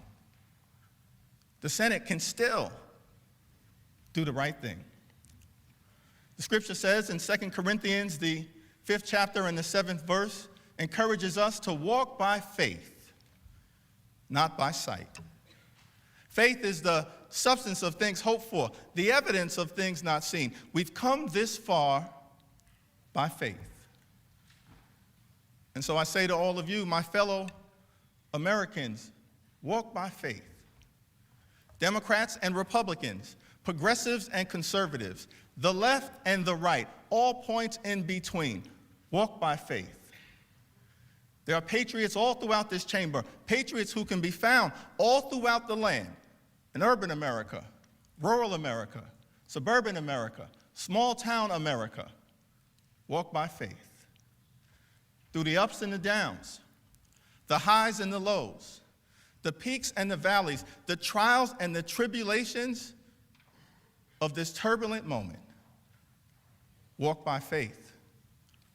Faith in the Constitution, faith in our democracy, faith in the rule of law, faith in government of the people, by the people, and for the people. Faith in Almighty God. Walk by faith. The Senate can still do the right thing. And if we come together as Americans, then together we can eradicate the cancer that threatens our democracy and continue our long, necessary, and majestic march toward a more perfect union.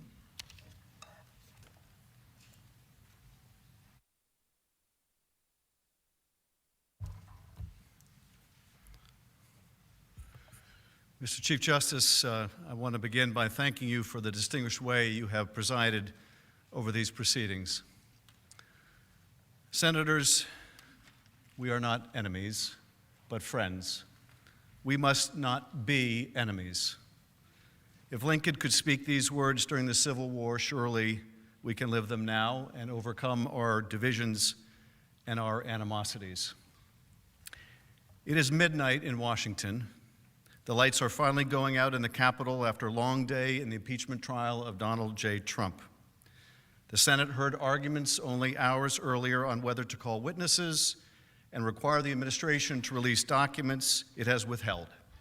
Counsel for the President still maintains the President's innocence while opposing any additional evidence that would prove otherwise. It is midnight in Washington. But on this night, not all the lights have been extinguished. Somewhere in the bowels of the Justice Department, Donald Trump's Justice Department, a light remains on. Someone has waited until the country is asleep to hit send, to inform the court in a filing due that day that the Justice Department, the department that would represent justice, is refusing to produce documents directly bearing on the President's decision to withhold military aid from Ukraine. The Trump administration has them, it is not turning them over, and it does not want the Senate to know until it is too late. Send. That's what happened last Friday night when you left home for the weekend. In a replay of the duplicity we saw during the trial, when the President's lawyers argued here that the House must go to court and argued in court that the House must come here, they were at it again, telling the court in a midnight filing that it would not turn over relevant documents even as they argued here that they were not covering up the President's misdeeds. Midnight in Washington. All too tragic, a metaphor for where the country finds itself at the conclusion of only the third impeachment in history and the first impeachment trial without witnesses or documents, the first such trial or non-trial in impeachment history. How did we get here? In the beginning of this proceeding, you did not know whether we could prove our case. Many senators, like many Americans, did not have the opportunity to watch much, let alone all, of the open hearings in the House during our investigation. And none of us could anticipate what defenses the President might offer. Now you have seen what we promised: overwhelming evidence of the President's guilt. Donald John Trump withheld hundreds of millions of dollars to an ally at war and a coveted White House meeting with their president to coerce or extort that nation's help to cheat in our elections. And when he was found out, he engaged in the most comprehensive effort to cover up his misconduct in the history of presidential impeachment, fighting all subpoenas for documents and witnesses, and using his own obstruction as a sword and a shield. Arguing here, the House did not fight hard enough to overcome their non-invocation of privilege in court, and in court that the House must not be heard to enforce their subpoenas, but that impeachment is a proper remedy. Having failed to persuade the Senate or the public that there was no quid pro quo, having offered no evidence to contradict the record, the president's team opted in a kind of desperation for a different kind of defense. First, prevent the Senate and the public from hearing from witnesses with the most damning accounts of the president's misconduct. And second, fall back on a theory of presidential power so broad and unaccountable that it would allow any occupant of 1600 Pennsylvania to be as corrupt as he chooses, while the Congress is powerless to do anything about it. That defense collapsed of its own dead weight. Presidents may abuse their power with impunity, they argued. Abuse of power is not a constitutional crime, they claimed. Only statutory crime is a constitutional crime, even though there were no statutory crimes when the Constitution was adopted.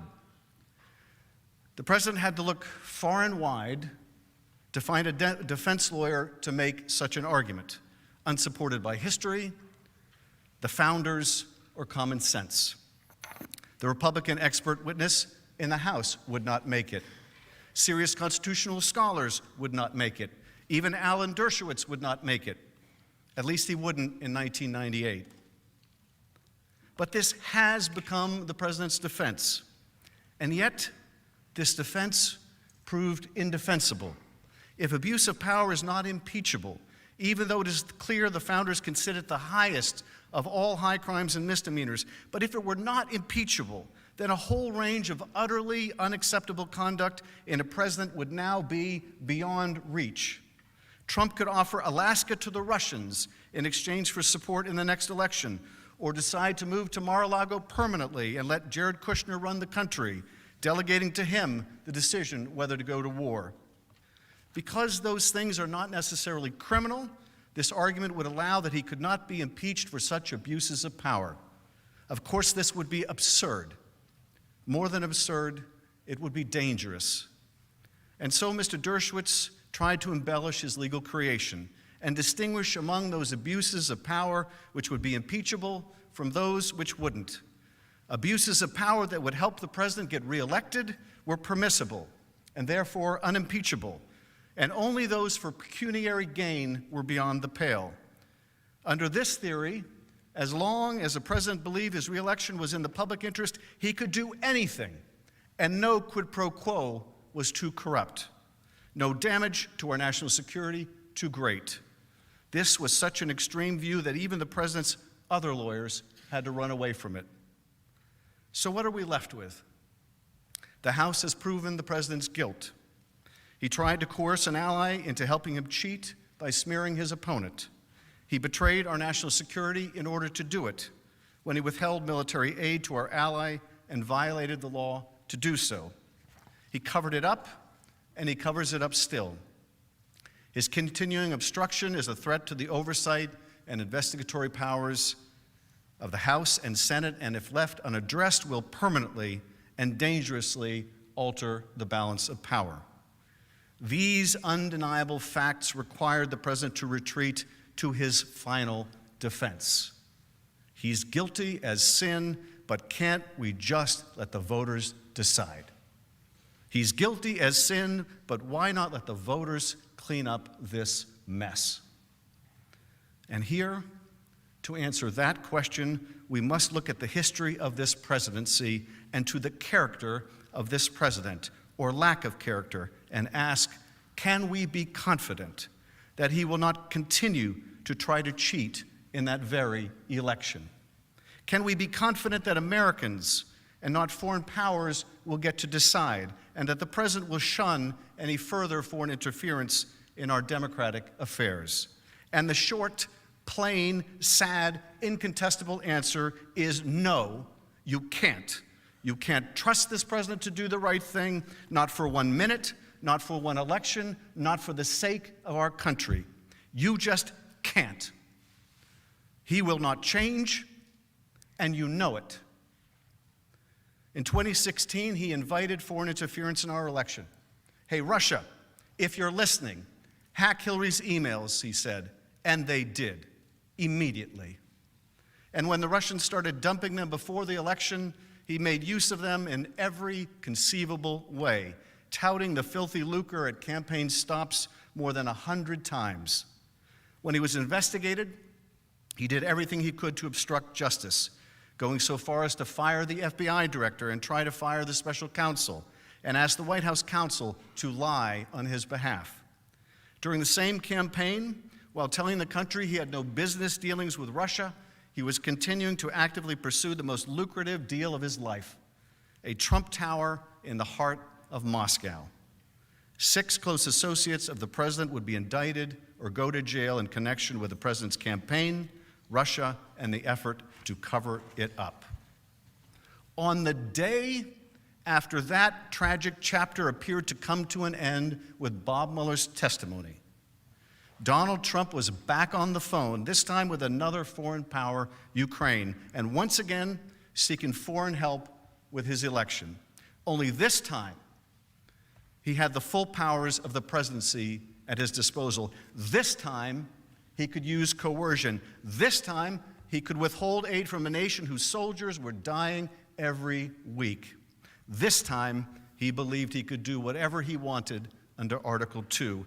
And this time, when he was caught, he could make sure that the Justice Department would never investigate the matter.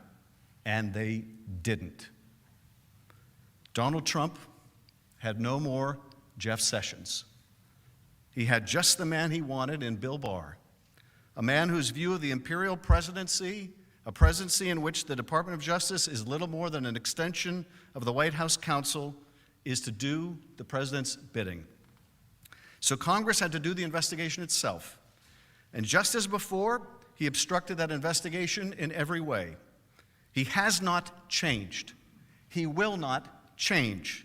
He has made that clear himself without self-awareness or hesitation. A man without character or ethical compass will never find his way. Even as the most recent and most egregious misconduct was discovered, he was unapologetic, unrepentant, and more dangerous, undeterred. He continued pressing Ukraine to smear his rivals even as the investigation was underway. He invited new countries to get involved in the act, calling on China to do the same. His personal emissary, Rudy Giuliani, dispatched himself to Ukraine, trying to get further foreign interference in our election. The plot goes on, the scheming persists, and the danger will never recede. He has done it before, he will do it again. What are the odds, if left in office, that he will continue trying to cheat? I will tell you, 100%. Not 5, not 10, or even 50, but 100%. If you have found him guilty and you do not remove him from office, he will continue trying to cheat in the election until he succeeds. Then what shall you say? What shall you say if Russia again interferes in our election and Donald Trump does nothing but celebrate their efforts? What shall you say if Ukraine capitulates and announces investigations into the president's rivals? What shall you say in future when candidates compete for the allegiance of foreign powers in their elections? When they draft their platforms so to encourage foreign intervention in their campaign, foreign nations as the most super of super PACs of them all, if not legal, somehow permissible, because Donald Trump has made it so, and we refuse to do anything about it but wring our hands. They'll hack your opponent's emails, they'll mount a social media campaign to support you, they'll announce investigations of your opponent to help you, and all for the asking. Leave Donald Trump in office after you have found him guilty, and this is the future that you will invite. Now, we have known since the day we brought these charges that the bar to conviction requiring fully 2/3 of the Senate may be prohibitively high. And yet the alternative is a runaway presidency and a nation whose elections are open to the highest bidder. And so you might ask, how, given the gravity of the president's misconduct, given the abundance of evidence of his guilt, given the acknowledgement by senators in both parties of that guilt, how have we arrived here with so little common ground? Why was the Nixon impeachment bipartisan? Why was the Clinton impeachment much less so? And why is the gulf between the parties even greater today? It is not for the reason the president's lawyers would have you believe. Although they have claimed many times in many ways that the process in the House was flawed because we did not allow the president to control it, it was in reality little different than the process in prior impeachments. The circumstances, of course, were different. The Watergate investigation began in the Senate, and it progressed before it got moving in the House. And there, of course, much of the investigative work had been done by the special prosecutor, Leon Jaworski. In Clinton, there was likewise an independent counsel that conducted a multi-year investigation that started with a real estate deal in Arkansas and ended with a blue dress. Nixon and Clinton, of course, played no role in those investigations before they moved to the House Judiciary Committee. But to the degree you can compare the process when it got to the Judiciary Committee in either prior and recent impeachments, it was largely the same as we have here. The president had the right to call witnesses, to ask questions, and chose not to. The House majorities in Nixon and Clinton did not cede their subpoena power to their minorities, and neither did we here. Although then, as now, we gave the minority the right to request subpoenas and to compel a vote, and they did. So the due process the House provided here was essentially the same and in some ways even greater. Nevertheless, the president's counsel hopes that through sheer repetition, they can convert non-truth into truth. Do not let them. Every single court to hear Mr. Philbin's arguments has rejected them. The subpoenas are invalid, rejected by the McGahn court. They have absolute immunity, rejected by the McGahn court. Privilege may conceal crime or fraud, rejected by the court in Nixon. But if the process here was substantially the same, the facts of the president's misconduct were very different from one impeachment to the next. The Republican Party of Nixon's time broke into the DNC, and the president covered it up. Nixon, too, abused the power of his office to gain an unfair advantage over his opponent. But in Watergate, he never sought to coerce a foreign power to aid his reelection, nor did he sacrifice our national security in such a palpable and destructive way as withholding aid from an ally at war. And he certainly did not engage in the wholesale obstruction of Congress or justice that we have seen this president commit. The facts of the President Clinton's misconduct pale in comparison to Nixon and do not hold a candle to Donald Trump. Lying about an affair is morally wrong, and when under oath it is a crime, but it had nothing to do with his duties in office. The process being the same, the facts of President Trump's misconduct being far more destructive than either past president, what then accounts for the disparate result in bipartisan support for his removal? What has changed? The short answer is, we have changed. The members of Congress have changed. For reasons as varied as the stars, the members of this body and ours in the House are now far more accepting of the most serious misconduct of a president, as long as it is a president of one's own party.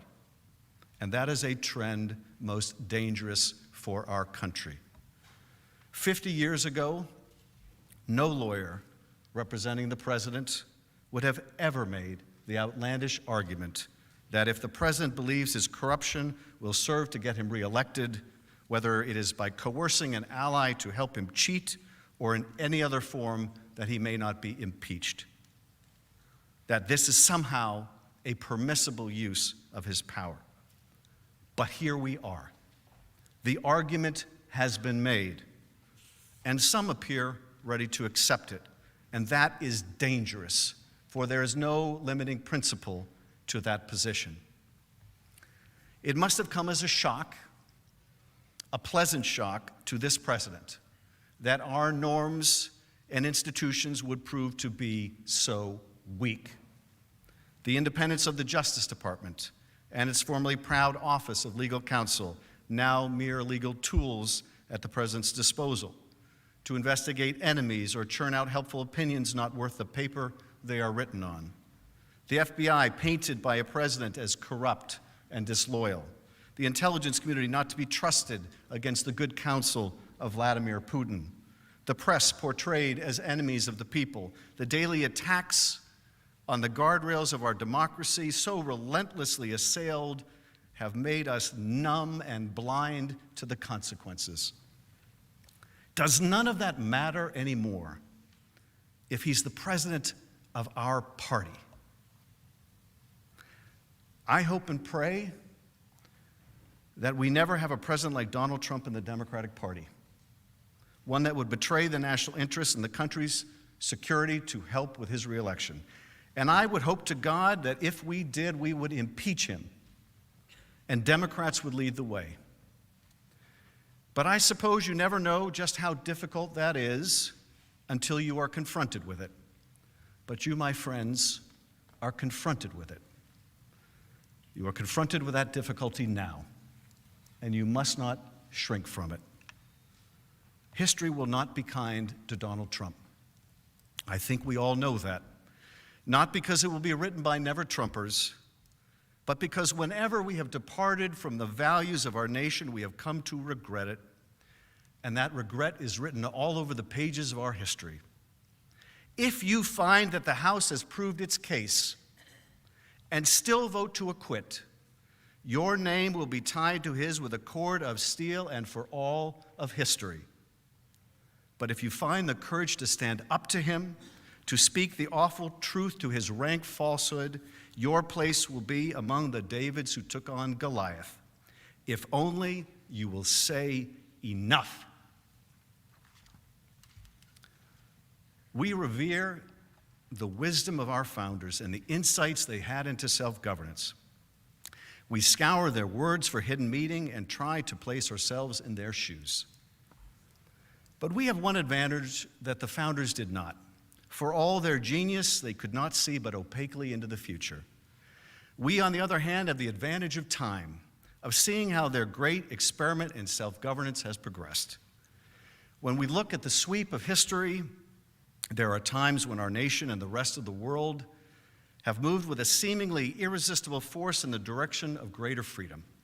More freedom to speak and to assemble, to practice our faith and tolerate the faith of others, to love whom we would and choose love over hate. More free societies, walls tumbling down, nations reborn. But then, like a pendulum approaching the end of its arc, the outward movement begins to arrest. The golden globe of freedom reaches its zenith and starts to retreat. The pendulum swings back past the center and recedes into a dark unknown. How much farther it will travel in its illiberal direction, how many more freedoms will be extinguished before it turns back, we cannot say. But what we do here in this moment will affect its course and its correction. Every single vote, even a single vote by a single member, can change the course of history. It is said that a single man or woman of courage makes a majority. Is there one among you who will say, enough? America believes in a thing called truth. She does not believe we are entitled to our own alternate facts. She recoils at those who spread pernicious falsehoods. To her, truth matters.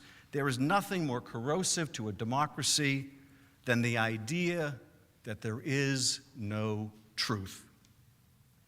America also believes there is a difference between right and wrong, and right matters here. But there is more. Truth matters, right matters, but so does decency. Decency matters. When the president smears a patriotic public servant like Marie Yovanovitch in pursuit of a corrupt aim, we recoil. When the president mocks the disabled, a war hero who is a prisoner of war, or a Gold Star father, we are appalled, because decency matters here. And when the president tries to coerce an ally to help him cheat in our elections and then covers it up, we must say enough. Enough. He has betrayed our national security, and he will do so again. He has compromised our elections, and he will do so again. You will not change him. You cannot constrain him. He is who he is. Truth matters little to him. What's right matters even less, and decency matters not at all. I do not ask you to convict him because truth or right or decency matters nothing to him, but because we have proven our case and it matters to you. Truth matters to you. Right matters to you. You are decent. He is not who you are. In Federalist 55, James Madison wrote that there were certain qualities in human nature, qualities I believe like honesty, right, and decency, which should justify our confidence in self-government. He believed that we possessed sufficient virtue, that the chains of despotism were not necessary to restrain ourselves from destroying and devouring one another. It may be midnight in Washington, but the sun will rise again. I put my faith in the optimism of the founders. You should too. They gave us the tools to do the job, a remedy as powerful as the evil it was meant to constrain, impeachment. They meant it to be used rarely, but they put it in the Constitution for a reason.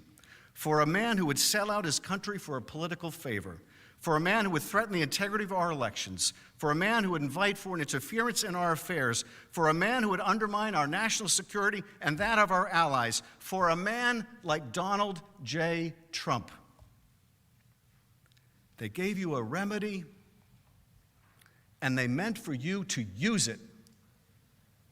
They gave you an oath, and they meant for you to observe it. We have proven Donald Trump guilty. Now do impartial justice and convict him. I yield back.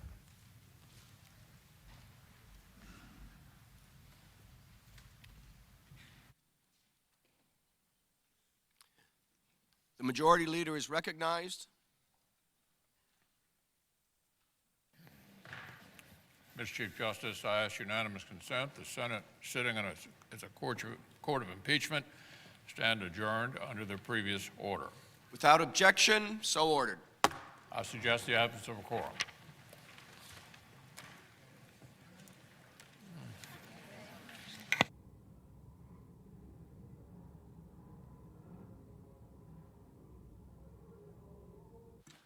Mr. Alexander.